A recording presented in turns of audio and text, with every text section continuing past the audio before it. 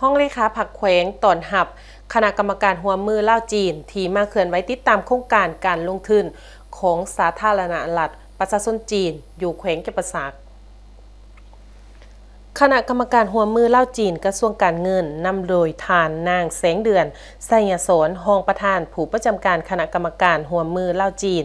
ได้ลงติดตามการจัดตั้งปฏิบัติโครงการสวยเหลือหลาและการลงทุนของนักธุรกิจสาธารณรัฐประชาชนจีนอยู่แขวงแก่นประสาท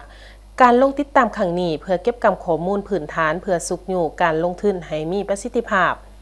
ในวันที่22กรกฎาคม2026ทานนางแสงเดือนไสยสนรรองประธานผู้ประจำการคณะกรรมการหัวมือเล่าจีนได้เข้าพบเยี่ยมยามทานสุภาพธรรมหักษาห้องเลขาผักแขวงแก่นประสาทเพื่อแจ้งจุดประสงค์การมาเคลื่อนไหวเวียกงานอยู่แขวงแก่นประสาทให้ทานห้องเลขาผักแขวงแก่นประสาททราบว่า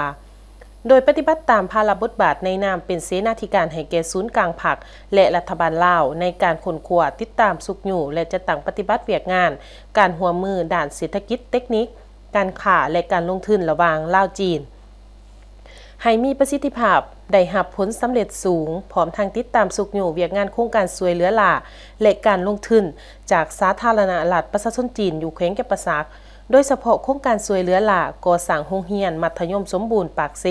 ที่พวมซุ้มใส่ก่อสร้างให้สำเร็จตามแผนการพร้อมเดียวกันนั้นทานสุภาพธรรมหักษาห้องเลขาผักได้กล่าวแสดงความยินดีต้อนรับทานนางแสงเดือนไสยสนรรองประธานผู้ประจำการคณะกรรมการหัวมือเล่าจีนที่ได้นำพาคณะมาเคลื่อนไหวสุกอยู่ติดตามโครงการหัวมือการลงทุนของสาธารณรัฐประชาชนจีนซึ่งเป็นขีดไม้สำคัญอันดีที่เอื้ออำนวยให้แก่การพัฒนาบรรดาพื้นฐานโครงหลังของแขวงแก่นประสาทพร้อมนี้สหายห้องเลขาผักแขวงยังได้เสนอต่อคณะกรรมการหัวมือเล่าจีนจงได้สืบโตให้การช่วยเหลือในต่อหน้าเติมอีก